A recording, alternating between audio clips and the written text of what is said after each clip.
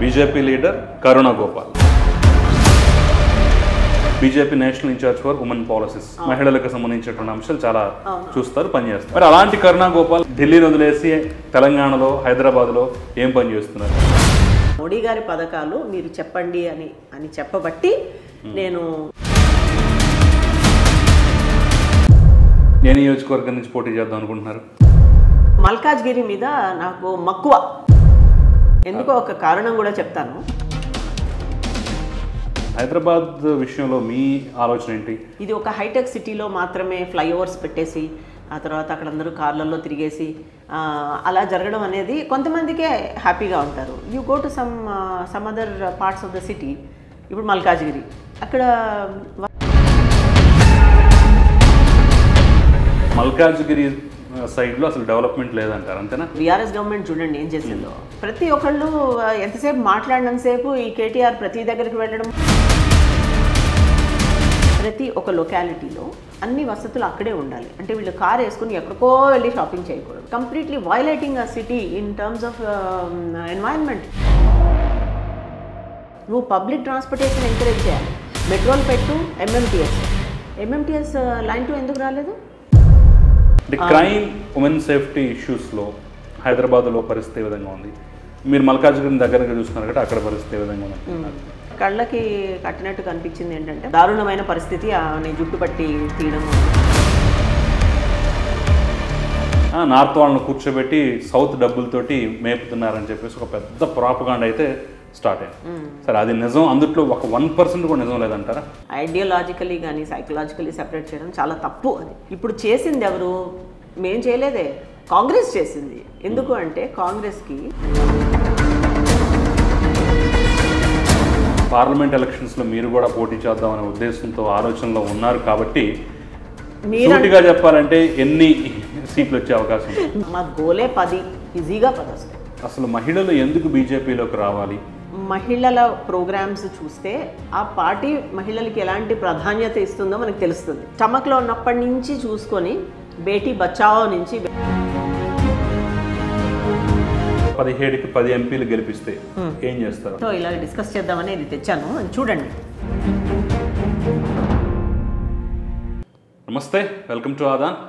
ఇవాళ నా special guest BJP leader Karuna Gopal. నమస్తే కరుణ గారు. నమస్తే అండి. కరుణ గారి గురించి మీకు తెలిసే ఉంటుంది. ఆల్రెడీ ఆదాన్లో ఒక అద్భుతమైనటువంటి ఇంటర్వ్యూ కూడా ఉంది. అయితే ఈ ఇంటర్వ్యూ యొక్క ముఖ్య ఉద్దేశం ఏంటంటే కేవలం రాజకీయాలు, ఆవిడ బీజేపీకి సంబంధించి పనిచేస్తున్నటువంటి విధానంలో ఆవిడ ఎజెండా ఏంటి, ఆవిడ విజన్ ఏంటనేది తెలుసుకునే ప్రయత్నం మాత్రమే. సో అందుకని మరొక్కసారి ఇంటర్వ్యూ చేసేటటువంటి ప్రయత్నం నేను చేస్తున్నాను. కరుణ గారు ఇంట్రడక్షన్లో నుంచి పూర్తిగా చెప్పేసాను ఏ డైరెక్షన్లో వెళ్ళబోతుందని చెప్పేసి. సో అందుట్లో సూటిగా మిమ్మల్ని క్వశ్చన్ చేయాల్సి వస్తే ఫస్ట్ నా క్వశ్చన్ ఏంటంటే, మీరు నేషనల్ లీడర్, ఒక రకంగా చెప్పాలంటే BJP national incharge for women policies, మహిళలకు సంబంధించినటువంటి అంశాలు చాలా చూస్తారు, పనిచేస్తారు. మరి అలాంటి కరుణ గోపాల్ గత కొన్ని నెలలుగా గట్టిగా మాట్లాడాలంటే 1 సంవత్సరం నుంచి ఇక్కడే తెలుగు రాష్ట్రాలు, అది కూడా తెలంగాణలో గట్టిగా పనిచేస్తున్నట్టుగా అయితే తెలుస్తుంది. ఎందుకని ఢిల్లీని వదిలేసి తెలంగాణలో, హైదరాబాద్లో ఏం పని చేస్తున్నారు? ఫస్ట్ ఆఫ్ ఆల్ ఢిల్లీని వదిలేలేదండి. ఓకే, నా పని జరుగుతూనే ఉంది. కానీ నేను పుట్టి పెరిగింది తెలుగు రాష్ట్రంలో. నేను తెలుగు అమ్మాయినే. అయితే ఇక్కడ లోక్సభ ఎలక్షన్స్ ఆ సమయంలో ఎంత ఎఫర్ట్ పెడితే తెలుగు మాట్లాడే వాళ్ళది ఉపయోగం ఉంటుంది కదా. మనం యాక్చువల్గా ఇంపాక్ట్ క్రియేట్ చేయాలి అంటే తెలుగులో మాట్లాడే వాళ్ళ వల్లే మ్యాక్సిమం ఇంపాక్ట్ వస్తుంది. సో మా మోడీ గారి పథకాలు మీరు చెప్పండి అని చెప్పబట్టి నేను కొద్దిగా ఇక్కడ మన అసెంబ్లీ ఎలక్షన్స్ అని, బట్ లోక్సభ ఎలక్షన్స్కి మేజర్గా, అసెంబ్లీ ఎలక్షన్స్ కూడా గట్టిగా పనిచేశారు ఇక్కడ. అంటే నా బిగినింగ్ నుంచి నా పని ఎలా ఉంటుందంటే అండి, మనుషుల్లోకి వెళ్లకుండా మామూలుగా నేను మేనిఫెస్టో రాయడము, డేటా తీసుకోవడము, అందరికీ వాళ్ళకి ఇవి మన ఇలా చెప్పచ్చు, ఇలా మాట్లాడచ్చు అని ఒక రకమైన హై అండ్ గైడెన్స్ ఇవ్వడము, అటువంటిది చేస్తాను అన్నమాట నేను. కానీ ఈసారి మాత్రం ప్రజల్లోకి వెళ్ళాలి. సో అయితే మొత్తానికి అసెంబ్లీ ఎలక్షన్స్లో కష్టపడి పనిచేశారనమాట. సో ఇప్పుడు నేను విన్నది ఏంటంటే, మీరు మేనిఫెస్టో గురించి, మిగతా వాటి గురించి బీజేపీలో చాలా చేశారు, చాలా రాశారు, చాలా సజెషన్స్ కూడా ఇచ్చారు. కానీ ఎందుకో గత కొన్ని రోజులుగా కరుణ గోపాల్ హైదరాబాద్ చుట్టుపక్కల ఉన్నటువంటి పరిసర ప్రాంతాల్లో ఒక నియోజకవర్గం నుంచి ప్రాతినిధ్యం వహించాలి, అది రేపు లోక్సభకి అనేటటువంటి ఆలోచనతో పనిచేస్తున్నారనేది ఒక టాక్. అది బీజేపీలోనా బయట అనేది కాసేపు పక్కన పెడదాం. నిజమేనా? ఒప్పుకుంటారా? ఒప్పుకుంటాను. ఏ నియోజకవర్గం నుంచి పోటీ చేద్దాం అనుకుంటున్నారు? అలా మీరు సూటిగా అడిగితే ఎలా అండి, నాకు మల్కాజ్గిరి మీద నాకు మక్కువ. ఎందుకో ఒక కారణం కూడా చెప్తాను. మాకు తెలిసింది కూడా మీరు మల్కాజ్గిరిలో ఎక్కువ వర్క్ చేస్తున్నారని. నాకు మల్కాజ్గిరి అంటే ఇష్టం కూడా. ఎందుకు అంటే నేను అక్కడ ఉండకపోవచ్చండి, కానీ నాకు కావాల్సిన నా బంధువులు, నా ఫ్రెండ్స్ చాలామంది అక్కడ ఉంటారు. అయితే నాకు వారి బాధలు కూడా చాలాసార్లు చెప్పుకునేవారు. సో ఇక్కడ మాకంత రోడ్స్ అంత పెద్ద పరిసరాలు బాగుండవు, లేకపోతే మాకు కనెక్టివిటీ బాగుండదు అలాగే. సో ఇవన్నీ విని అదొకటి ఒక విధంగా ఒక కనెక్షన్ ఏర్పడింది. రెండోది ఏంటంటే అసలు ఆ పేరే ఇష్టం నాకు. మల్కాజ్గిరి అన్నప్పుడు నాకు మల్లికార్జునగిరి అసలు పేరు. అంటే అది ఒక శివుడి గుడి ఉండబట్టి ఆ లొకాలిటీకి ఆ పేరు వచ్చింది. మరి శివభక్తురాలని కదా, నచ్చకపోతే అలా అందుకు. సో మల్కాజ్గిరిలో అయితే మీరు ప్రజెంట్ వర్క్ చేస్తూనే ఉన్నారా? అవునండి. అక్కడ ఈ 7 అసెంబ్లీ కాన్స్టిట్యుయెన్సీస్లో నాకు అంటే నేను చాలా సైంటిఫిక్గా చూస్తాను ఏదన్నా.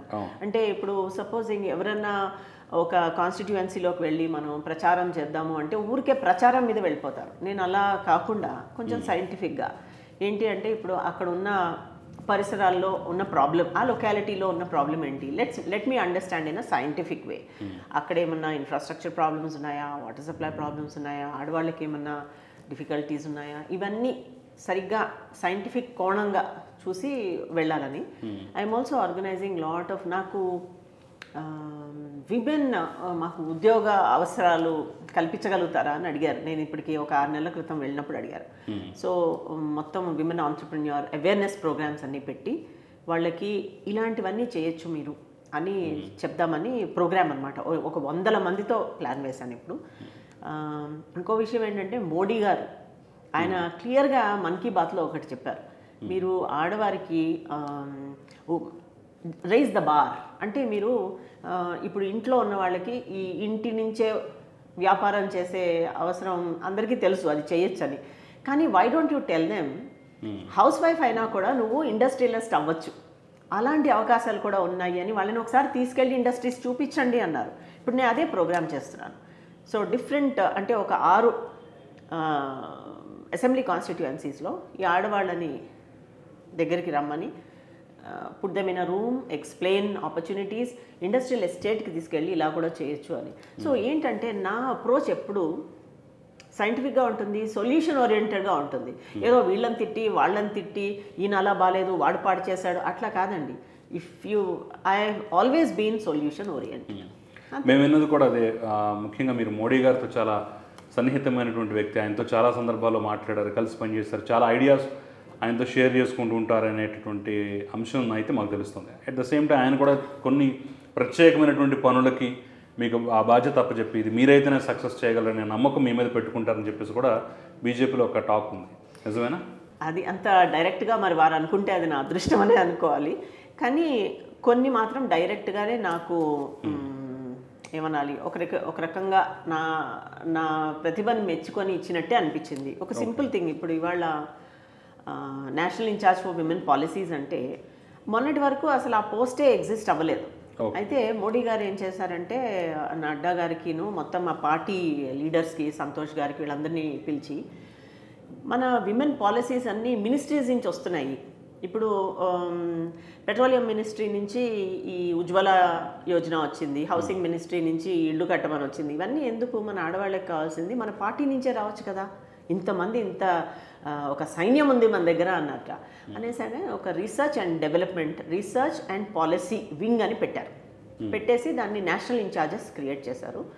విమెన్కి మరి అర్ధభాగం విమెనే కదా, దానికి నన్ను తీసుకెళ్ళి పెట్టారు నేషనల్ ఇన్ఛార్జ్. సో ఒక విధంగా వారి మనోభావాలతో ఇది అలైన్ అయినట్టే కదా. సో అదొకటే కాకుండా 100 స్మార్ట్ సిటీస్ మిషన్ మరి ఆయన ఐడియానే. ఫస్ట్ మరి అది అనౌన్స్ అయిన వెంటనే నన్నే రమ్మన్నారు ఢిల్లీకి. నేనే కాంట్రిబ్యూట్ చేశాను దాన్ని. సిటీస్ మీద కూడా మీరు చాలా వర్క్ చేస్తారని చెప్తున్నారు కదా, అంటే ఏ రకమైన వర్క్ చేస్తారు ఇప్పుడు వరకు మీరు? అంటే సిటీస్ ఎలా ఉంటే బాగుంటుంది, ప్లానింగ్ ఎలా ఉంటే బాగుంటుంది, లేదంటే డెవలప్మెంట్ ఎలా ఉంటే బాగుంటుంది, ఈ టైప్లో ఉంటుందా? అవునండి. ఇప్పుడు సిటీస్ ఏంటంటే చాలా కాంప్లెక్స్ సిస్టమ్స్. సిటీస్ అంటే ఇప్పుడు మనం మామూలుగా ఏదో సిటీ అంటే ఒక ఇల్లు కట్టినట్టు కాదు. ఇప్పుడు మనకి ఖాళీ గ్రౌండ్ ఇచ్చి ఎన్నో హెక్టేర్స్ ఆఫ్ ల్యాండ్ ఇచ్చి ఒక సిటీ కట్టు అంటే ఈజీయే. మనకి ఇప్పుడు ఇల్లు స్థలం ఇచ్చి కట్టుకోమంటాం అన్నది ఈజీయే. కానీ ఉన్న సిటీని దాన్ని బాగు చేయాలంటే కష్టం. ఎలా అంటే ఇప్పుడు మీకు ఒక పాత ఒక శిథిలావస్థలో ఉన్న ఇల్లు ఇచ్చారనుకోండి, ఇచ్చి ఆహా దాన్ని మంచిగా ఇంద్రభవనం చేయండి అని చెప్తే మనం ఎంత కష్టం. రూమ్స్ చిన్నగా ఉంటాయి, డ్రైనేజ్ సివరేజ్ అన్నీ ఓల్డ్ అన్నీ ఉంటాయి. ఇలా ఉన్నప్పుడు మనం దాన్ని చేయడం మహా కష్టం. కానీ మన ఇండియాలో జరగబోయేది కూడా అదే. ఎందుకంటే మన సిటీస్ అన్నీ కట్టేశారు. మనకి ఇప్పుడు రోడ్ వైడనింగ్ అంట. రోడ్ వైడనింగ్ అనేది మన ఇండియాలోనే ఎక్కువ జరుగుతుంది, వేరే దేశాల్లో ఎక్కువ జరగదు. ఏంటి అంటే ప్లాన్డ్ సిటీస్ అవి. ఇప్పుడు ఇంత చిన్న రోడ్ని మనం వైడన్ చేయాలంటే అది ఒక పెద్ద కార్యం అండి. అది వాళ్ళేమో మనకి వాళ్ళ స్థలం అమ్మరు, మనకేమో మార్కెట్ రేట్స్ మనం ఇవ్వలేము. So it's a very difficult thing. So retrofitting cities అనేది is a complex thing. So మేము ఏం చేస్తామంటే ఇన్ఫ్రాస్ట్రక్చర్ ప్లానింగ్. ఇప్పుడు మనకి హైదరాబాద్ ఉందా, హైదరాబాద్ హైటెక్ సిటీ కట్టాం మనం. కట్టినప్పుడు మరి అండర్ గ్రౌండ్ సివరేజ్ లేదు అక్కడ. ఇప్పటికి కూడా చాలా చోట్ల సెప్టిక్ ట్యాంక్సే ఉన్నాయి. మళ్ళీ వాటర్ సప్లై ఇన్ఫ్రాస్ట్రక్చర్ పెట్టాలి. రోడ్ ఇంత రోడ్ కంటే ఇంత పర్సెంటేజ్ డ్రైన్స్ ఉండాలి మనకి. ఇంత మైల్స్ ఆఫ్ రోడ్స్ ఉన్నాయి అంటే దానికి తగ్గ ఫుట్పాత్స్ ఉండాలి. ఇదంతా it's all scientific thing about cities. మనం ఎట్లా ప్లాన్ చేయాలి, వాటికి మనం ఇంత రోడ్డుకి ఇంత డ్రైన్ ఉండాలి అంటే ఇంత రోడ్డుకి ఇన్ని పార్కులు ఉండాలి అని ఉంటుంది. ఇంతమంది మనుషులకి ఇంత గ్రీనరీ ఉండాలి. Urban forestry should be 30%. So ఇవన్నీ ఏంటంటే సైంటిఫిక్ ప్లానింగ్ చేస్తే మన సిటీస్ చాలా బాగుంటాయి. నాకు ఆ సైన్స్ ఆఫ్ ద సిటీ నాకు తెలుసు. రైట్, మీరు చెప్తున్నారు హైదరాబాద్ గురించి ఎగ్జాంపుల్ తీసుకున్నారు. హైదరాబాద్ విషయంలో మీ ఆలోచన ఏంటి? ఇక్కడ మంచిగా డెవలప్మెంట్ ఉంది, ఇన్ఫ్రాస్ట్రక్చర్ ఉంది, రోజు రోజుకి నగరం కూడా పెరిగిపోతుంది. దేని గురించి మీరేమనుకుంటున్నారు? హైదరాబాద్ బాగుంది అనుకోవడంలో ప్లస్ మైనస్ అంటే మీరు సగం partially you are right, you are not totally right. ఎందుకంటే అండి డెవలప్మెంట్ అంటే మనకి ఏదో ఇన్ని కార్లు ఉన్నాయి, ఇన్ని పెద్ద పెద్ద హౌసెస్ వచ్చాయి, అది కాదండి. డెవలప్మెంట్ ఈజ్ అబౌట్ ప్రతి మనిషి ఆరోగ్యంగా సుఖంగా ఉండగలుగుతున్నాడా. సో ఇది ఒక హైటెక్ సిటీలో మాత్రమే ఫ్లైఓవర్స్ పెట్టేసి ఆ తర్వాత అక్కడ అందరూ కార్లలో తిరిగేసి అలా జరగడం అనేది కొంతమందికే హ్యాపీగా ఉంటారు. You go to some other parts of the city. ఇప్పుడు మల్కాజ్గిరి అక్కడ వసతులు తక్కువ ఉన్నాయి, రోడ్లు అంత పెద్ద బాగుండవు, డ్రైనేజ్ అవి కొన్ని చోట్ల బయట కనిపిస్తూ ఉంటుంది, మన గార్బేజ్ కూడా సరిగా తీయరు. సో ఇలాంటి పరిస్థితి ఉన్నప్పుడు యూ కాంట్ సే సిటీ మన హోల్సమ్గా డెవలప్ అయింది అనుకో, ఏదో పాకెట్స్లో బాగుంది. సో మొత్తానికైతే హైదరాబాద్ సిటీ ముఖ్యంగా మల్కాజ్గిరి సైడ్లో అసలు డెవలప్మెంట్ లేదంటారు, అంతేనా? మొత్తం హైటెక్ సిటీ అంటే మీరు చెప్తున్న మాటలు బట్టి హైటెక్ సిటీ వైపు డెవలప్ చేస్తున్నారు తప్ప మల్కాజ్గిరిని డెవలప్మెంట్ ఎప్పుడైనా అంతే అండి. మనం ఇప్పుడు పాత మీరు బీఆర్ఎస్ గవర్నమెంట్ చూడండి ఏం చేసిందో. ప్రతి ఒక్కళ్ళు ఎంతసేపు మాట్లాడినంతసేపు ఈ కేటీఆర్ ప్రతి దగ్గరికి వెళ్ళడము, మాకు ఇన్వెస్ట్మెంట్స్ కావాలి, అరే ఇన్వెస్ట్మెంట్స్ కావాలి అంటే నువ్వు తీసుకుని రాగలుగుతావు. ఇప్పుడు నేను కూడా వెళ్ళి ఇంటర్నేషనల్ వెళ్ళి మాట్లాడేస్తే కదా, we can get as many investments as possible. But అక్కడ వచ్చాక మీరు వాళ్ళని ఎలా మేనేజ్ చేస్తున్నారు? వాళ్ళకి అడిక్వేట్ హౌసింగ్ ఉందా? ఆ వచ్చే వాళ్ళకి ఇప్పుడు ఒక ఇండస్ట్రీ పెడతారండి, దానిలో 1000 మంది పనిచేస్తారు. ఆ 1000 మందికి వసతులు ఉండాలా? It's not just about housing. ఒక పెద్ద టవర్ వచ్చింది అంటే నీకు తగ్గంత రోడ్ ఉండాలి, కార్స్ అకామిడేట్ చేయాలి, వాటర్ సప్లై ఉండాలి, డ్రైన్ ఉండాలి, అన్నీ. సో అది ఒక సైడ్ మేమేదో పెంచేస్తాము అనుకుంటే అక్కడ ఉన్న నాకు because I'm a scientific my approach is scientific. ఇవన్నీ చూస్తే చాలా తప్పు అనిపిస్తుంది నాకు. ఎక్విటబుల్ అండి. వేరే సిటీస్లో ప్లానింగ్ ఎట్లా ఉంటుందంటే ప్రతి ఒక లొకాలిటీలో అన్ని వసతులు అక్కడే ఉండాలి. అంటే వీళ్ళు కార్ వేసుకుని ఎక్కడికో వెళ్ళి షాపింగ్ చేయకూడదు. సో ఉన్న ప్లేస్లోనే ఒక స్కూల్ ఉండాలి, ఒక షాపింగ్ మాల్ ఉండాలి, ఒక చిన్న హాస్పిటల్ ఉండాలి, అన్ని వసతులు. అప్పుడు ఏమవుతుందంటే వాక్ టు వర్క్ అంటాం, మన కార్స్ అవసరం ఉండదు. ఇప్పుడు మొన్న బీఆర్ఎస్ వాళ్ళు చేసింది ఏంటి, ఎస్ఆర్డిపి అన్నారు. వాట్ ఈజ్ ఎస్ఆర్డిపి అండి? నేను ఎన్ని ఆర్టికల్స్ రాశాను దాని మీద.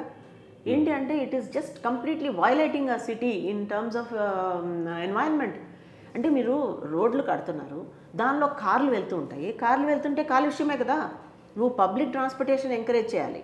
మెట్రోలు పెట్టు, ఎంఎంటీఎస్ లైన్ 2 ఎందుకు రాలేదు చెప్పండి? ఎందుకు రాలేదు అంటే వాళ్ళు ఏం చెప్పారు అందరికీ, సెంటర్ డబ్బులు ఇవ్వలేదు అని చెప్పారు. మీకు తెలుసా అసలు అది ఏమీ లేదు. సెంటర్ నుంచి బాగా ఒక 1200 కోట్లు వచ్చింది. వీళ్ళు పెట్టింది 200 కోట్లు మాత్రమే. వాళ్ళు ఇంకా ఎక్కువ పెడితే ఈ పాటికి ఎంఎంటీఎస్ రెడీగా ఉండేది. సో నేను అనేది ప్రతిదీ ప్లాన్డ్ అర్బన్ ఇన్ఫ్రాస్ట్రక్చర్ ఏమవుతుందంటే మనం మనుషులు మూవ్ అవ్వాలి, కార్లు మూవ్ అవ్వకూడదు. So move people, not the cars. So ఎట్లా పీపుల్ కాదు, మంచి మెట్రోస్ వేయచ్చు అట్లా అనమాట. సో మనం ఇంకా చాలా చేయాలి మన సిటీకి. మీరు కేటీఆర్ని ఏదో కామెంట్ చేశారు, కానీ మీరు కూడా చాలా మందిని కలుస్తున్నారు కదా. నేను ఈ మధ్య చూసాను, కొన్ని న్యూస్ క్లిప్పింగ్స్ కూడా చూసాను. హర్దీప్ సింగ్ పూరి, అదేవిధంగా సునీ వైష్ణవ్ వంటి వాళ్ళని కూడా మీరు కలిసినట్టున్నారు. అవునండి. మల్కాజ్గిరిలో అంటే మీ పార్టీని కలిసారా లేదా వేరే కారణం ఉందా? లేదు, మల్కాజ్గిరి రెసిడెంట్స్ వచ్చి నాకు ఒక రిప్రజెంటేషన్ ఇచ్చారు. ఏంటి అంటే, మ్యామ్ మాకు రోజు ఆఫీసులకు వెళ్ళాలి అంటే అక్కడ మాకు ట్రాఫిక్ జామ్ అయిపోతూ ఉంటుంది. ఒక 3 లక్షల మంది అటు నుంచి హైటెక్ సిటీ వస్తారు అన్నీ. సో వాళ్ళకి ఏమవుతుందంటే ట్రాన్స్పోర్ట్ మీద టైం వేస్ట్ అయిపోతుంది, మెట్రో ఎక్స్టెన్షన్ చెప్పండి అని. సో నేను హర్దీప్ సింగ్ పూరి గారు, because is the union minister for urban development, నేను వారితో వెళ్ళి మాకు కావాలి అని చాలా స్పెసిఫిక్గా చెప్పాను. అది కూడా మన చీఫ్ మినిస్టర్ గారు అడగకముందే నేను అడిగాను, ఈయన రేవంత్ రెడ్డి గారు అడగకముందే వెళ్ళి అడిగాను. సో వారు ఒప్పుకున్నారు. ఆ తర్వాత అది యాక్షన్ తీసుకుంటా అనేసి హీస్ గివెన్ అష్యూరెన్స్. అదే సమయంలో ఇంకో అదే గ్రూప్ ఆఫ్ పీపుల్ కాకుండా ఇంకొక గ్రూప్ ఆఫ్ పీపుల్ ఏంటంటే, అక్కడ మన రైల్వే లైన్స్ ఉన్నాయి కదా, అవన్నీ కొంచెం అక్కడ ఏమంటారు, ద లెవెల్ క్రాసింగ్ దగ్గర బాగా జామ్ ఉంటుందన్నమాట. సో వాటిని క్లోజ్ చేశారు ma'am, they need immediate attention. And MMTS కూడా, మరి అది 2 రైల్వే మినిస్ట్రీ కింద వస్తాయి కదా. సో అశ్విన్ వైష్ణవ్ గారిని అడిగితే ఆయన ఇమీడియట్గా he saw the representation like this, he immediately called his subordinates. He said, ma'am got something like this, మీరు ఇమీడియట్ అడ్రస్ చేయండి అంటే. ఇప్పుడు ఒక 1 వీక్ తర్వాత పేపర్స్లో కూడా వచ్చింది వాళ్ళు యాక్టివిటీ స్టార్ట్ చేశారని. ఇప్పుడు మళ్ళీ ఫిబ్రవరిలో he's going to inaugurate line. Government చేయాలని మీరు చేసి చూపించారు కోసం. చేయొచ్చండి, చెయ్యాలి. ఎందుకంటే ఇప్పుడు అది గొప్ప కాదండి, ఎప్పుడు నేను అది గొప్ప అనుకోను. ఏదో నాకు కాంటాక్ట్లు ఉన్నాయి నేను వెళ్తాను అలా కాదండి. నేను ఇంతకాలం 20 ఏళ్ళుగా పనిచేశాను కనుక నాకంటూ ఒక రకమైన రెస్పెక్ట్ వాళ్ళు ఇస్తారు కనుక, అది నా చేతిలో ఉన్న పని కనుక నేను వెళ్ళి చేయిస్తాను. అంతేగాని ఎవరికో షో ఆఫ్ చేయడానికి వీలు చేయలేదు నేను చేసా అట్లా కాదు. అలాగే కంటోన్మెంట్ ఇష్యూ మీద కూడా మీరు కొంచెం గట్టిగా మాట్లాడుతున్నట్టున్నారు ఈ మధ్య. ఎందుకంటే ఒక వీడియో చూశాను, అసలు కంటోన్మెంట్ ఇష్యూ మీద గవర్నమెంట్ సైడ్ ఒకటి ఉంది, మీరు దాన్ని అపోజ్ చేస్తున్నట్టున్నారు కదా. కంటోన్మెంట్లో ఏంటంటే అండి, ఇంతకు ముందు ఇష్యూస్ ఉండేవి. ఏమైందంటే ఒక ఎప్పటి నుంచో 10-15 ఏళ్ళ నుంచి ఇష్యూస్ ఉన్నాయి. ఏంటి అంటే, ఈ మిలిటరీ ఏరియా వేరు, సివిలియన్ ఏరియా వేరు కనుక అక్కడ కొన్ని రోడ్లు మూసేశారు. మూసేస్తే సివిలియన్స్కి చాలా ప్రాబ్లం అయ్యేది. అయితే ఇప్పుడు అది వీరు తప్పు వీరు అట్లా కాదు. యాక్చువల్లీ అక్కడ సిచ్యువేషన్ ఏంటంటే, మిలిటరీ ఏరియాస్కి సెక్యూరిటీ చాలా అవసరము. అక్కడ రకరకాలుగా వాళ్ళు ట్రాన్స్పోర్ట్ చేస్తూ ఉంటారు. వాళ్ళ it could be weaponry, it could be some classified material. So అలాంటప్పుడు మన వాళ్ళు ట్రెస్ పాసర్స్ అనేది కొంచెం వాళ్ళు జాగ్రత్తగా చూసుకుంటారు. సో ఎనీవే, ఈ ప్రాబ్లం వచ్చినప్పుడు అన్నీ మనం వాళ్ళకి ఎక్స్ప్లెయిన్ చేయలేము కదా సివిలియన్స్కి.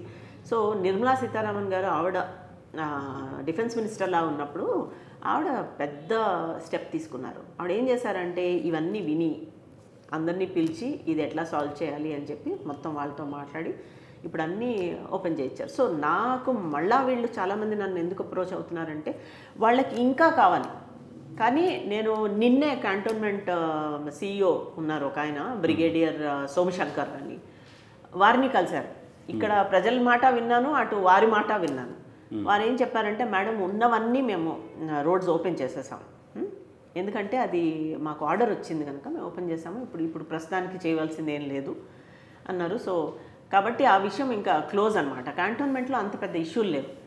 ఇక్కడ మీరు నన్ను అడగచ్చు, మరి కేటీఆర్ బీఆర్ఎస్ వాళ్ళందరూ అంత గొడవలు ఎందుకు చేస్తారు? అవును అవును, అసలు కంటోన్మెంట్ని తీసేయాలని చెప్పేసి అవసరం లేదు, దేశంలో చాలా కంటోన్మెంట్లు తీసేశారు, తొలగించారని చెప్పేసి కూడా మొదటి నుంచి గత 4-5 ఇయర్స్ నుంచి కూడా వాళ్ళు గట్టిగా మాట్లాడుతున్న పరిస్థితి మనం చూస్తూనే ఉన్నాం కదా.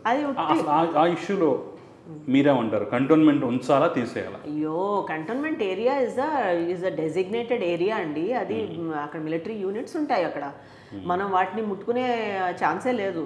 మన అన్ని స్టేట్స్లోనూ ఉన్నాయి, అవి బాగానే నడుస్తున్నాయి. మనకే ఎందుకు ఆ ప్రాబ్లం వచ్చింది అంటే, కొంచెం మంది యునీక్ అని అక్కడ వాళ్ళు అనుకుంటూ ఉంటారు. ఏంటి అంటే, మన నిజాము ప్రిన్స్లీ స్టేట్, అందులో ఉన్న ల్యాండ్ సెంటర్దా స్టేట్దా అని మరీ ఓవర్ విశ్లేషణ చేశారు. అది చేసినప్పుడు ఏమైందంటే, కేటీఆర్ బీఆర్ఎస్ వాళ్ళు ఏమనుకున్నారంటే అది మంచిగా ల్యాండ్ ఉంది, ఆ ల్యాండ్ స్టేట్కి వస్తే మీకు తెలుసు కదా ల్యాండ్ స్టేట్కి వెళ్తే వాళ్ళు ఏం చేస్తారు. సో వాళ్ళ ఐడియా అంతా అక్కడున్న రోడ్ వైడన్ చేస్తే స్టేట్ ల్యాండ్ కావాలి, ఆ ల్యాండ్ మాదే అన్నారు. ఇప్పుడు ఆ ల్యాండ్ అంటే వాళ్ళు స్టేట్ తీసుకుంది అనుకోండి ఆ ల్యాండ్ని, అక్కడ మీకు ఏమవుతుందో తెలుసు, మీకు అక్కడంతా ఇల్లీగల్ డెవలప్మెంట్స్, రియల్ ఎస్టేట్, ఈ చెత్త చెదారం జరుగుతుంది. సో అందుకని బీఆర్ఎస్ వాజ్ ఇంట్రెస్టెడ్. వాళ్ళకేమీ సదుద్దేశం లేదు, అది మాత్రం నాకు బాగా తెలుసు, ఎప్పటి నుంచో నాకు తెలుసు. నేను ఇది మా అక్కడున్న సివిలియన్స్ కూడా చెప్పాను, మీకు ఆలోచన చాలా తక్కువ ఉంది, స్టేట్ ఇంటర్ఫియర్ అయితే మీ ప్రాబ్లమ్స్ సాల్వ్ అవ్వవు, ఇంకా డబుల్ అవుతాయి, ఎందుకంటే ఇల్లీగల్గా కన్స్ట్రక్షన్స్. కానీ అక్కడ ఉన్న సివిలియన్స్ మాత్రం బీఆర్ఎస్ని సపోర్ట్ చేశారు కదా. అందుకనే, ఎందుకంటే ఒక విషయం చెప్తానండి, సివిలియన్స్తో ఒక విషయం, అంటే వాళ్ళు కూడా అదే అనుకుంటున్నారు, బీఆర్ఎస్ వాదనే కరెక్ట్, బీఆర్ఎస్ చేసిందే మంచిది, దాన్నే మనం సపోర్ట్ చేద్దాం అనుకుంటున్నారేమో. అదే అండి అసలు ప్రాబ్లం ఏంటంటే సివిలియన్స్తో వాళ్ళకి ఎక్కువ టైం ఉండదు పాపం. ఇప్పుడు ఉద్యోగస్తులందరూ ఎవరి పనులు వాళ్ళు చేసుకుంటూ ఉంటారు. ఈ లీగల్ ఆస్పెక్ట్స్లోకి డీపర్ చేసి అంతా వాళ్ళు చదవడం అంతా వాళ్ళకి తెలియదు. సో ఎవరన్నా అక్కడ నుంచి గట్టిగా రేపు నేను అక్కడికి వెళ్ళి ఇది అది అది అని మాట్లాడితే అమ్మో కరుణ కరెక్ట్ చెప్తున్నారు అనుకుంటారు వాళ్ళు. సో బీఆర్ఎస్ ఏమైందంటే వాళ్ళు అనవసరంగా ఒకటి రేకెత్తిచ్చి కొంతమందితో అలా మాట్లాడిచ్చి అది ఆ ల్యాండ్ స్టేట్ ల్యాండ్, అది డిఫెన్స్ ల్యాండ్ కాదు అని ఒక రాంగ్ నోషన్ తెప్పించి ఆ ల్యాండ్ కబ్జా చేద్దాం అనుకున్నారు.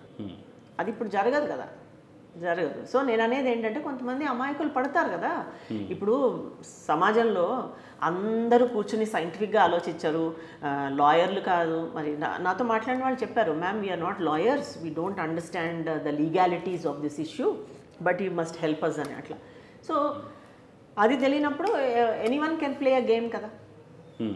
లా తెలియనప్పుడు ఏం చేస్తారు, మన రాజకీయ నాయకులు ఏమన్నా చేయగలుగుతారు. అరే ఇంతకాలం లేనిది ఉన్నట్టుండి అంత ప్రాబ్లం ఎందుకు చేశారు?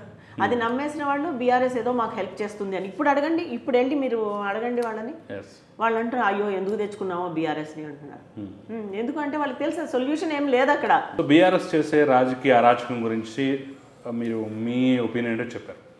ద సేమ్ టైం మరి ఇప్పుడు వస్తున్న కాంగ్రెస్ పార్టీ పరిస్థితి ఏంటంటారు? కాంగ్రెస్ పార్టీ పూర్తిగా దానికి దూరంగా ఉండే ఛాన్స్ కనిపిస్తుందా, లేదంటే దాంట్లోనే భాగం అయిపోయే ఛాన్స్ కనిపిస్తుంది? ఎందుకంటే మీరు తాజాగా ఒక ఏబీవీపీ కార్యకర్తని జయశంకర్ యూనివర్సిటీ ఇష్యూలో పోలీసులు, అంటే లేడీ పోలీసులు ఏ విధంగా స్కూటీ మీద వెళ్తూ చేసి పట్టుకున్నారు, హింసించారు అన్నీ చూశారు. దాని మీద కూడా మీరు కామెంట్ చేసినట్టున్నారు కదా.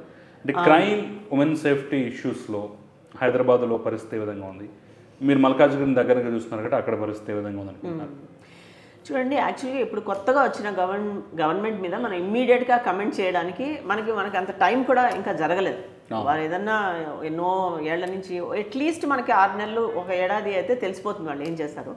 అఫ్కోర్స్ ఒకటో రెండో తప్పులు క్లియర్గా చేస్తున్నారు. మనకి కళ్ళకి కట్టినట్టు కనిపించింది ఏంటంటే మొన్న ఒక దారుణమైన పరిస్థితి, నీ జుట్టు పట్టి తీయడము అది. అయితే ఏబీవీపీ కార్యకర్త కాబట్టి మీరు స్పందించారా, లేదంటే ఎవరైనా స్పందిస్తారా?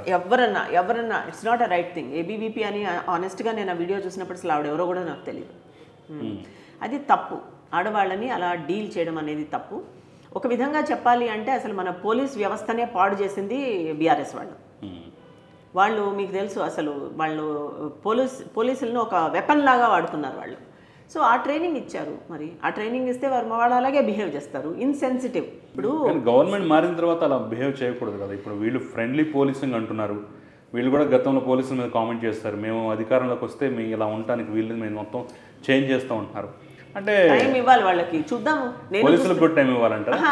ఈ ప్రభుత్వానికి టైం ఇవ్వాలి. వాళ్ళు ఇమ్మీడియట్గా చేస్తారో లేకపోతే అలా నానుస్తూ కూర్చుంటారో కూడా చూడాలి కదా.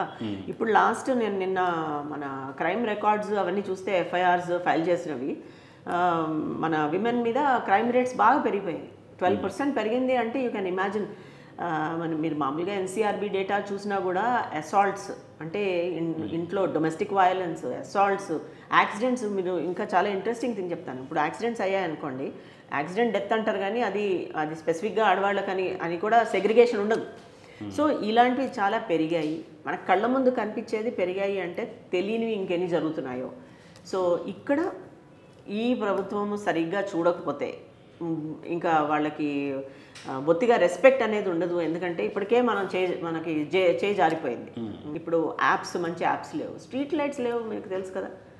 ఇప్పుడు ఆవిడ వెటనరీ డాక్టర్ని అప్పుడు రేప్ చేసి క్రూరంగా మర్డర్ చేసినప్పుడు మనం క్లియర్గా సైంటిఫిక్గా చూసింది ఏంటి అంటే అసలు స్ట్రీట్ లైట్స్ లేవు. అప్పుడు కేటీఆర్ నేను స్ట్రీట్ లైట్స్ పెట్టిస్తాం, ఇది చేస్తాం, అది చేస్తాం, అంత మాటలు. ఇప్పుడు కూడా వీళ్ళు మాటలాగా వీళ్ళు యాక్షన్ తీసుకోకపోతే ఇంకా అది మనం యాజిటేట్ చేయాల్సి వస్తుంది. ఎందుకంటే మహిళల భద్రత అనేది చాలా ఇంపార్టెంట్. అంటే హైదరాబాద్లో మాత్రమేనా, తెలంగాణ వ్యాప్తంగా ఎలా ఉంది పరిస్థితి? మీరైతే అంత భద్రత కరెక్ట్గా లేదంటున్నారు. మెన్స్ సేఫ్టీ విషయంలో కొన్ని నార్త్ స్టేట్స్తో పోలిస్తే హైదరాబాద్ కానీ తెలంగాణ కానీ లేదంటే సౌత్ స్టేట్స్ చాలా బెటర్గా ఉన్నాయి. అక్కడ జరిగేంత దారుణాలు ఎక్కడేం జరగట్లేదు అనేది చాలామంది చెప్తున్నమాట. ఒప్పుకుంటారా? అది పూర్వం అండి. అది ఉత్తరప్రదేశ్లో, బీహార్లో అడ్డదిడ్డంగా నరికేసేవారు. మీరు ఉత్తరప్రదేశ్ చూడండి ఇప్పుడు ఎంత సేఫ్. నాకు బాగా గుర్తుంది, మేము నా అసైన్మెంట్స్ పరంగా నేను ఉత్తరప్రదేశ్ రెగ్యులర్గా వెళ్తుండేది. I use to stop in Delhi నుంచి I use to travel to Uttar Pradesh.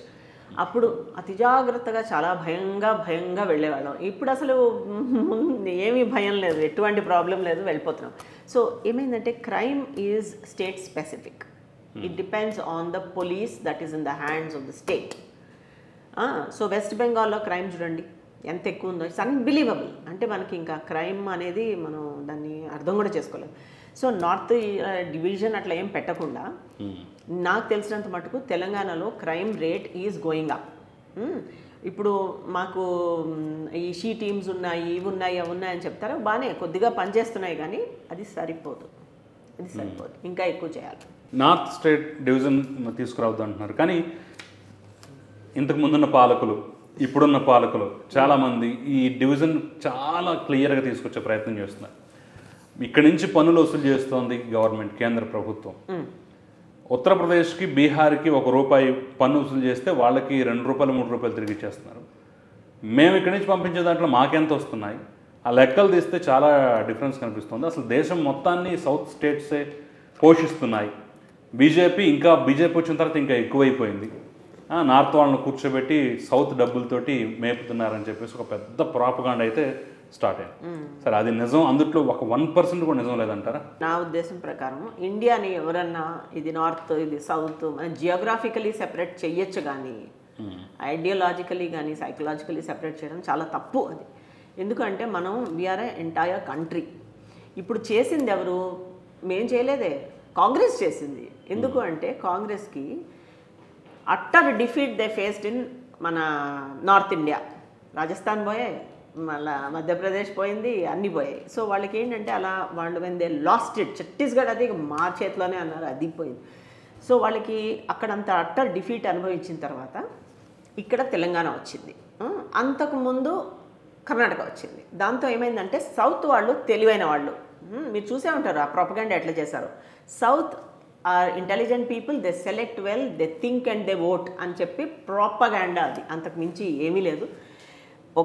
ఒక మనిషి మన కాంగ్రెస్లో లెట్సే రేవంత్ రెడ్డి, ఆయనే వెళ్ళి ఆయనే ఉద్యమం చేసి ఆయనే విన్ చేశాడు తప్ప కాంగ్రెస్ అనేది ఇక్కడ.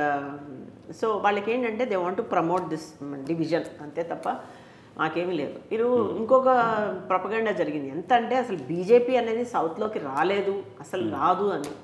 మీరు నమ్ముతారా? అది మీరే చెప్పాలి. లేదు, మీరు చెప్పండి నాకు.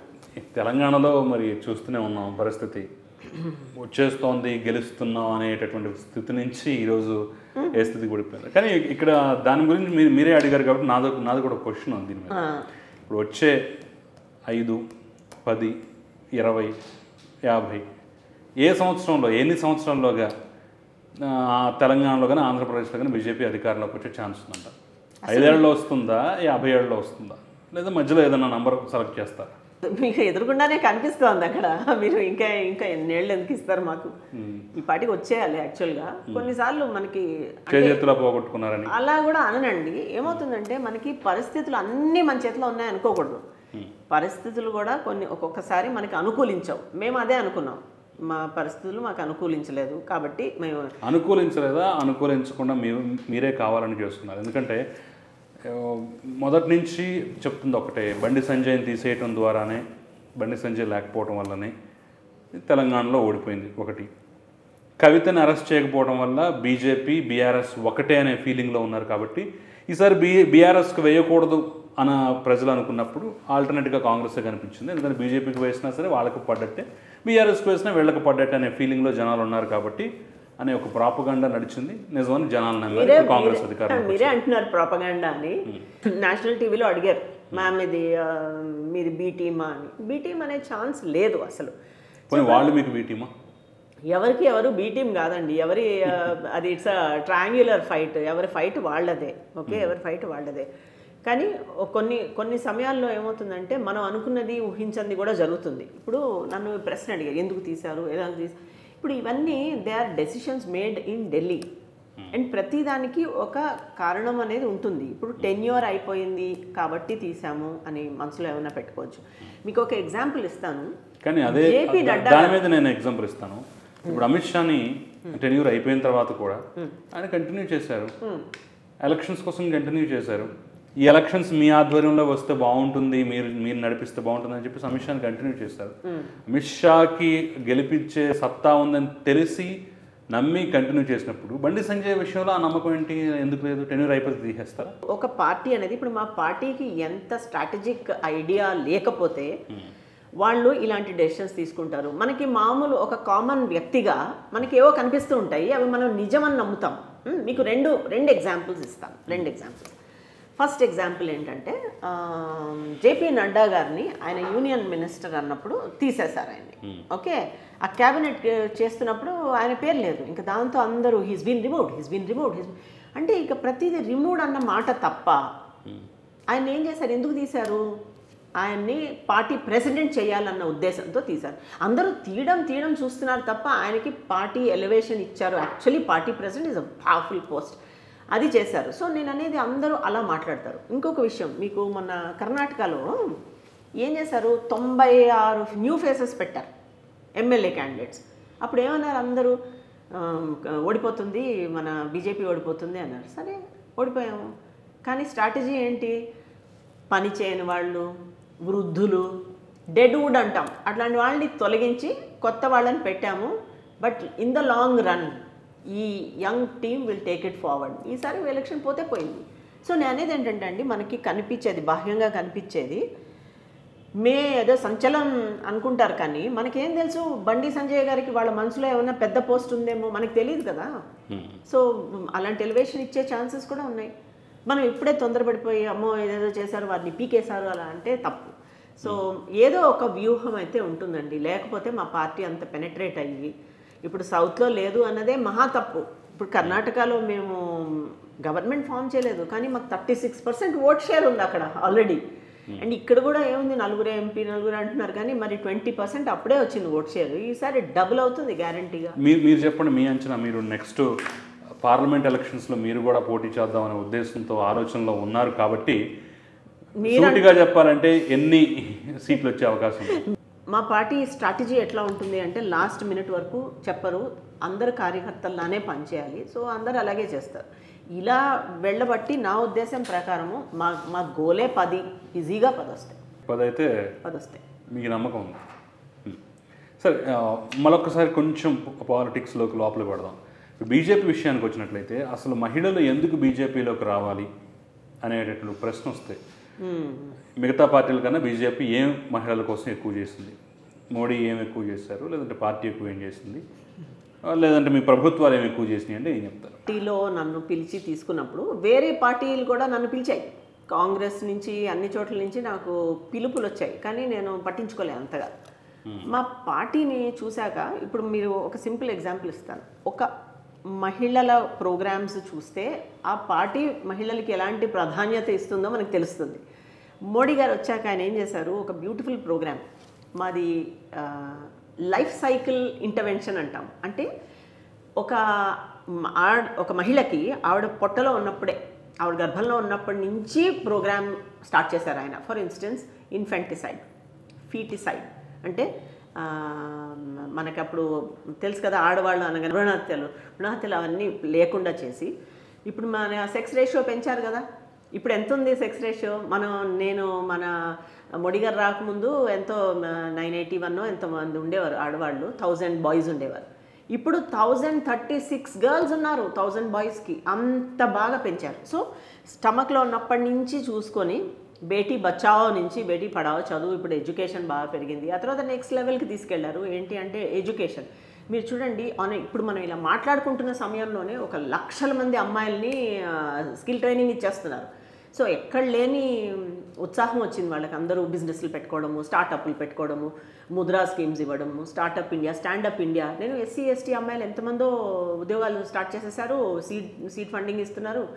సో అదే కాకుండా ఆడవారి హెల్త్, కట్టెపొయ్యి మీద వండితే లంగ్స్ ఎలా పాడవుతాయో తెలుసు కనుక ఆ ప్రోగ్రామ్ పెట్టబట్టి సో ఏజ్ వస్తున్న కొద్దీ ఇప్పుడు చివరికి ఆయుష్మాన్ భారత్ అనేది మన ఇన్సూరెన్స్ స్కీమ్లో ఇంతవరకు ఆడవాళ్ళు మ్యాక్సిమం బెనిఫిట్ తీసుకున్నారట. సో నేను అనేది గర్భం నుంచి లాస్ట్ స్టేజ్ వరకు ఆయన ప్రతిదీ చూసుకున్నారు కనుక అలాంటి పార్టీలో ఉంటే మరి మాకు కూడా ట్రీట్మెంట్ బాగుంటుంది కదా. మేమందరం మా మీటింగ్స్లో మీరు చూడాలండి, మీటింగ్స్ ఇలా వెళ్తాం కదా, వెళ్తే వాళ్ళు చాలా క్లియర్గా చెప్తారు, ma'am come SIT in the front అని. అంటే అలా సో భాయ్సాబ్, మేము భాయ్సాబ్ అనే పిలుస్తాం అందరినీ. So the point is everybody is treated like a brother and వాళ్ళు ఇస్తారు. అండ్ మీరు చూసే ఉంటారు కదా మన క్యాబినెట్లో ఇంతకుముందు విమెన్ అంటే ఎప్పుడు విమెన్ అండ్ ఫ్యామిలీ వెల్ఫేర్ ఇంతే. అలాంటిది మరి నిర్మలా సీతారామన్ డిఫెన్స్ మినిస్టర్ చేశారు, ఫైనాన్స్ మినిస్టర్ చేశారు. So the point is a woman is understood not to be just playing a woman role, but she is capable of much more. Stretch చేశారు ఆయన. So అలాంటి పార్టీలో ఉంటే మనకి ఎలాగన్నా ప్రోగ్రెస్ అనేది బాగుంటుంది. సో దాంతోపాటుగా ఇప్పుడు బీజేపీ ఇష్యూ తీసుకున్నట్లయితే ఇప్పుడు ప్రస్తుతం సౌత్ మీద ఏం ఫోకస్ చేసింది నెక్స్ట్ ఎలక్షన్స్కి? సరే మీరు తెలంగాణలో 10 వస్తాయంటున్నారు, ఆంధ్రప్రదేశ్ పరిస్థితి ఏంటి? అక్కడ మొత్తం మాదే 25 మాదే, ఎవరు గెలిస్తే ఏంటంటారా? ప్రతి స్టేట్కి స్టేట్ స్ట్రాటజీ అనేది ఉంటుంది కదా.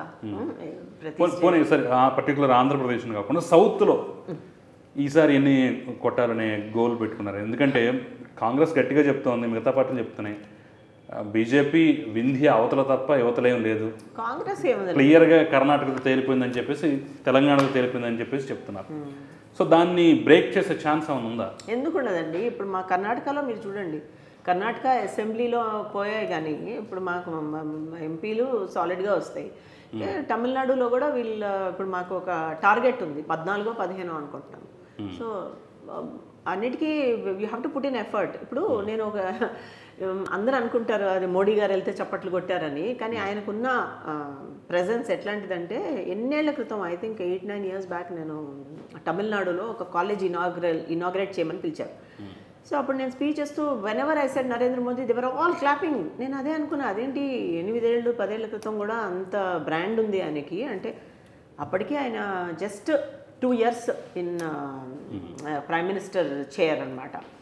సో ఏంటంటే మనకు తెలీదు ఏ టైంలో అది టైడ్ ఎట్లా తిరుగుతుందో కూడా తెలియదు. So we can be very sure south Karnataka last 50 years 5 సంవత్సరాలు వీళ్ళు, 3 సంవత్సరాలు వీళ్ళు, మళ్ళీ 5 మారుతూనే ఉంటుంది కదా. We'll come back. మాది we're very strong in Karnataka, there is no two ways. So మీరు మోడీ గారి గురించి ప్రతి సందర్భంలో మాట్లాడుతూ చెప్తుంటారు కదా, ఆయన ముఖ్యమంత్రి నుంచి ప్రధానమంత్రి అవుతాడన్న విషయం కూడా చాలా ముందుగానే, అందరికన్నా ముందుగానే మీరే ప్రిడిక్ట్ చేశారు. ఒక సందర్భంలో ఎక్కడ ఒక ఇంటర్వ్యూలోనో ఒక సెమినార్లోనో చెప్పినట్లుగా అయితే ఒక విషయం అయితే నేను తెలుసుకున్నా. అలా ఎలా అంత కరెక్ట్గా కనిపెట్టగలిగారు? ఆ టైంలో ఆయన చీఫ్ మినిస్టర్ టెన్యూర్ ఆయన చీఫ్ మినిస్టర్ టెన్యూర్ చూస్తేనే అసలు అంటే ఫ్లాలెస్ టెన్యూర్ అనమాట. అంటే 3 termsలో ఆయన చేసింది ఇట్స్ అన్బిలీవబుల్. ఇప్పుడు మీరు గుజరాత్ చూసారంటే అందరు అంటారు కమ్యూనల్ పార్టీ అంటారు మా బీజేపీని. అది హాస్యాస్పదంగా చూడాలి మనం. ఎందుకు అంటే it is not a communal party for the simple reason. ఒక ఎగ్జాంపుల్ ఇస్తాను. గుజరాత్లో ఒక average citizen per capital GDP X అనుకోండి, అక్కడున్న ముస్లిం చూస్తే అది X++ ఉంటుంది. అంటే ఒకసారి చూడండి, గుజరాత్లో ముస్లిమ్స్ని కూడా వాళ్ళ స్టేటస్ అంత పెరిగిపోయిందనమాట. సో కమ్యూనల్ అనే ఛాన్స్ లేదు. ఆ తర్వాత ఇంకొక ఇంట్రెస్టింగ్ థింగ్, నాకు పెళ్ళైన కొత్తలో నేను ఈ అర్బన్ ఏరియాలో పనిచేసేదాన్ని కదా. సో సింగపూర్ వెళ్ళాను on work. What tertiary treatment అనమాట. సో డ్రైనేజ్ వాటర్ని మన తాగే వాటర్ లాగా చేసి మన చేతికి ఇచ్చేస్తే మనం న్యూ వాటర్ ఎయిర్పోర్ట్లో కొనుక్కొని ఇట్లా తాగుతూ వెళ్తామన్నమాట. అయితే అది నేను ఎంత ఐ వాజ్ ఫ్యాసినేటెడ్, అంటే ఇట్లాంటి టెక్నాలజీ ఉందా అని. సూరత్ వెళ్ళాను నేను ఒక 7 years బ్యాక్ అనుకుంటా. సూరత్లో డ్రైనేజ్ వాటర్ అక్కడ ఉంది, మళ్ళీ వెంటనే చేసి నాకు ఇచ్చి తాగిచ్చారు. So the kind of work that happened in Gujarat, it's mind blowing. So అవన్నీ నేను ఫాలో అవుతున్నాను కనుక నాకు తెలుసు ఆయన ప్రైమ్ మినిస్టర్ మెటీరియల్ అని. సో మా పార్టీలో మీకు తెలుసు కదా, ఆయన్ని చీఫ్ మినిస్టర్ చేసినప్పుడు ఆయన అసలు చీఫ్ మినిస్టర్ అనుకున్నామా?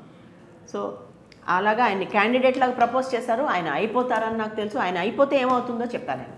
ఏంటి అంటే మన అమెరికాతో రిలేషన్షిప్ ఎట్లా ఉంటుంది, ఆయన టెక్నాలజీని ఏ విధంగా తీసుకెళ్తారు అదొక అంశము, ఆయన హెల్త్ కేర్ ఎలా మేనేజ్ చేస్తారు అదొక అంశం. నేను చెప్పినవన్నీ అట్లా ప్రెడిక్ట్ చేసినట్టుగా అయ్యాయి. ఎందుకంటే నాకు తెలుసు ఆయన. మీరేదో గుజరాత్ గురించి చెప్తూ మీ పార్టీని ఏమంటున్నారు, కానీ ఇప్పటికీ బీజేపీ అంటే బ్రాహ్మణ్ బనియా, ఈ పార్టీ బ్రాహ్మణ్ బనియా పార్టీ అనేటటువంటి ఒక ముద్ర ఉంది కదా. సో మిగిలిన కులాలు అక్కడ బీజేపీలో ఎదగలేవు, వస్తే కష్టం అనే ఫీలింగ్ ఎందుకు వచ్చిందంటారు? మీరు ఈ కామెంట్ అయితే విన్నారు కదా, బ్రాహ్మణ బనియా పార్టీ అని చెప్పేసి బీజేపీని అనటం కానివ్వండి. అది విన్నా కానీ ఎప్పుడో 15 ఏళ్ల క్రితం విన్నా. అప్పటికి నేను చాలా చిన్నపిల్లని. అది ఇప్పుడేం వర్తించదు అది. ఎందుకంటే అలా అన్న వాళ్ళని నేను చెప్తాను, కొంచెం వెళ్ళి పేపర్ ఓపెన్ చేసుకొని చూసుకోండి అని. ఎందుకంటే ఫస్ట్ ఆఫ్ ఆల్ మనం అసలు కాస్ట్ గురించి మాట్లాడడం అనేదే తప్పు అనుకోండి నిజంగా. ఎందుకంటే మన మోడీ గారు ఏం చెప్పారు, దెర్ ఆర్ నో కాస్ట్స్ అని చెప్పారు క్లియర్గా. దెర్ ఆర్ ఓన్లీ 4 castes అన్నారు. ఏంటి అంటే women, poor, youth and farmers. So నేనైతే ఆ క్లాసిఫికేషన్ మీద ఉన్నారాయన. సో మాకేంటంటే అందరూ, మీరు యాక్చువల్లీ పేరున చెప్పను, మీరే కూర్చుని విశ్లేషిస్తే తెలుస్తుంది అన్ని కాస్ట్ వాళ్ళు ఉన్నారని. ఎస్పెషలీ మేము బీసీ చీఫ్ మినిస్టర్ చేస్తా ఉన్నప్పుడే మీకు అర్థమై ఉంటుంది ఎంతమంది బీసీలు ఉన్నారో, ఎంత ఫోకస్ ఉందో అని. డామినేషన్ ఏం లేదండి. ఇప్పుడు ఒకప్పుడు అనేవారు గవర్నమెంట్లో అంతా బ్రాహ్మిన్సే ఉన్నారు అని. ఆ సమయంలో ఆ టైంలో they were the thinkers, they were doing so much work. So వాళ్ళకి ఆ పొజిషన్స్ వచ్చాయి, వాళ్ళు పనిచేశారు. మళ్ళీ వాళ్ళే ఫ్రీడమ్. ఇప్పుడు మా పార్టీ ఫామ్ అయినప్పుడు మీరు చూసే ఉంటారు, కాంగ్రెస్లో కూడా అందరు బ్రాహ్మిన్సే ఉండేవారు. ఎందుకంటే ఫ్రీడమ్ ఫైటర్స్ సగం మంది బ్రాహ్మిన్సే. సో అట్లా పార్టీ ఫామ్ అయింది కనుక ఆ టైంలో అనుకునేవారు. ఇప్పుడు అట్లా ఏం లేదు. మన ప్రధానమంత్రియే మనకి కాదు కదండి, ఇంకేం మాట్లాడతాం మనం. సో మీ గవర్నమెంట్ ఇక్కడ వస్తే ఏం చేస్తారో చెప్తున్నారు. మీరు ఇక్కడ ఈసారి 17కి 10 ఎంపీలు గెలిపిస్తే ఏం చేస్తారు? హైదరాబాద్ డెవలప్మెంట్ కోసం కానీ, లేదంటే తెలంగాణ డెవలప్మెంట్ కోసం కానీ మీకు స్పెషల్గా ఏదైనా అజెండా ఉందా? చూడండి, 10 ఎంపీలు వచ్చామంటే మాకు సబ్స్టాన్షియల్ ఆపర్చునిటీ ఉంటుంది ఏమైనా చేయడానికి. ఇప్పుడు మీకు సింపుల్, నేను మీతో ఇలా డిస్కస్ చేద్దామని ఇది తెచ్చాను, అది చూడండి. ఇప్పుడు మేము ఆల్రెడీ మా గవర్నమెంట్ మన తెలంగాణకి ఏమేమి ఇచ్చిందో అన్నది చాలా క్లియర్గానే మేము నోట్స్ పెట్టుకున్నాం. సగం మందికి అపోహ ఏంటి అంటే మా సెంటర్ ఏమి ఇవ్వలేదు, అంతా మేమే ఇస్తున్నాం, స్టేట్ ఇస్తున్నాం అని. కానీ మేము చాలా ఇచ్చాము. ఇందులో ఇప్పుడు ఫర్ ఇన్స్టెన్స్ ఇప్పుడు ఒక సింపుల్ థింగ్, ఇప్పుడు MMTS పెరిగింది అంటే మనకి ఏ కాన్స్టిట్యుయెన్సీస్లో మనకి ఎంత లాభం ఉంటుందో అదొకటి ఉంది.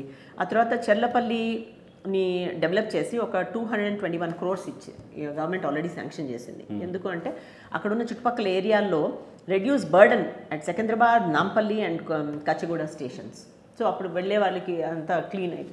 సో నేనేది మనం ఇలాంటి అలొకేషన్స్ని ఇప్పించుకోవచ్చు, ఇంకా పైగా ముందుకి రప్పించుకోవచ్చు కూడా. ఇప్పుడు జోగులాంబ టెంపుల్ ఉంది, దానికి కూడా lot of money has been allotted. ఏంటి అంటే దాన్ని ఒక మంచి బాగా డెవలప్ చేద్దామని. సో ఒకటి కల్చర్ పరంగా, ఒకటి రిలీజియన్ పరంగా, ఒకటి ఇన్ఫ్రాస్ట్రక్చర్ పరంగా. సో ఎన్నన్నా చేయొచ్చు మనకి. అండ్ ఎంపీ ల్యాడ్స్ ఉంటాయండి. So it's up to the MP, the vision of the person to create a beautiful constituency. ఎవరు ఆపుతారు ఆయన్ని క్రియేట్? ఇప్పుడు వాళ్ళకి ఎంపీ ల్యాడ్సే కాకుండా నువ్వు మంచి వెల్ ఇంటెన్షన్డ్ మెంబర్ ఆఫ్ పార్లమెంట్ అనుకోండి, ప్రైవేట్ సెక్టర్ హెల్ప్ చేయదా? వాళ్ళు CSR ఫండ్స్ ఇచ్చి మొత్తం అక్కడ కావాల్సిందంతా తెప్పించుకోవచ్చండి. వాళ్ళకి తెలియదు ఎక్కడెక్కడ పెట్టాలో. ఒక్కొక్కసారి అనవసరమైన వాటిలో పెడతారు. మంచిగా లేక్స్ క్లీన్ చేయించవచ్చు, అక్కడ పార్క్స్ పెట్టించవచ్చు. పార్క్స్ పెడితే సోషల్ రిటర్న్ ఆన్ ఇన్వెస్ట్మెంట్ అని అంటారు. అంటే ఏంటో తెలుసా? ఒక పార్క్లో నడిచామనుకోండి, నీ ఆరోగ్యం బాగుంటుందని అనుకుంటాం, కానీ 10 మందితో మాట్లాడితే నీకు సోషల్ బాండింగ్ అయ్యి నీ ఇమోషనల్ హెల్త్ చాలా బాగుంటుంది. సో ఫిజికల్ ఇమోషనల్ హెల్త్, ఆ తర్వాత it can lead to business opportunities. So ఇవన్నీ సైంటిఫిక్ స్టడీస్ ఉన్నాయన్నమాట. సో ఒక మంచి మెంబర్ ఆఫ్ పార్లమెంట్ 10 మంది ఉన్నారనుకోండి, వాళ్ళు ఎంతన్నా ప్లాన్ చేసి బాగా చేయొచ్చు. బికాజ్ మా రోల్ మోడల్ మోడీ గారు కదండి. ఇప్పుడు ఒక ఎగ్జాంపుల్ చెప్తాను. మొన్న ఉత్తరప్రదేశ్లో ఒక మీటింగ్ పెట్టారు, మీరు చదివే ఉంటారు. ఉత్తరప్రదేశ్లో మెంబర్స్ ఆఫ్ పార్లమెంట్ అందరినీ పిలిచి మీరు ఏం చేశారు రిపోర్ట్ కార్డ్ ఇమ్మన్నారు. సో అందరూ అసెంబ్లీ అయ్యారు. వాళ్ళు స్టార్ట్ చేసే ముందు మోడీ గారు వచ్చారంట. వచ్చి నన్ను ఎందుకు పిలవలేదు అని, ఆయన మెంబర్ ఆఫ్ పార్లమెంటే కదా, నన్ను ఎందుకు పిలవలేదు అని అన్నట్టు. సో వాళ్ళు భయపడ్డారు. అప్పుడు ఆయన రిపోర్ట్ కార్డ్, నేను ఇది చేశాను నా కాన్స్టిట్యుయెన్సీలో అని ఆయన report card. So he behaves like a role model for any member of parliament. So అలాంటి వాళ్ళు ఇప్పుడు ఆయన రోల్ మోడల్లా తీసుకొని 10 మంది ఇక్కడ వచ్చారనుకోండి, మన తెలంగాణ ఎంత ఇంప్రూవ్ అవుతుంది.